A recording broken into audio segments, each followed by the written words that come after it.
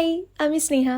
সবাইকে জানাই শুভ রাখি পূর্ণিমা। সত্যি বলতে ছোটবেলায় এই দিনটা নিয়ে আমার খুব একটা এক্সাইটমেন্ট ছিল না, কিন্তু বড় হওয়ার পর এই দিনগুলোর প্রতি ভালোবাসা বেড়েই যাচ্ছে। আর এবারে রাখিটা তো ছিল একটু সকাল সকাল, তাই ঘুম থেকে উঠেই আগে স্নান সেরে রেডি হয়ে নিয়েছি। আর প্রথমেই গেছিলাম মিয়মরে। ওখান থেকে ভাইদের জন্য পেস্ট্রি নিয়ে চলে আসলাম মিষ্টির দোকানে। আর সব কিছু নিয়ে বাড়ি ফিরে সবটা গুছিয়ে নিয়েছি, কারণ 9:30টার মধ্যে তো রাখি পরাতে হবে। আর এই যে দুই ভাইতে বসেও পড়েছে।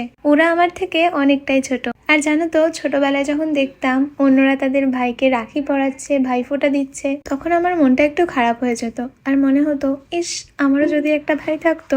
আর এখন আমার তিনটে ভাই। যাই হোক, এরপর সময় মতো রাখিটাও পরিয়ে দিয়েছি।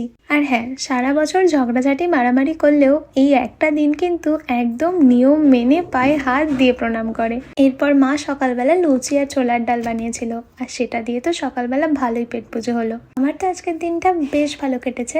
তোমরা আজকের দিনটা কেমন কাটালে অবশ্যই জানিও। চলো, আজ এটুকুই। টাটা।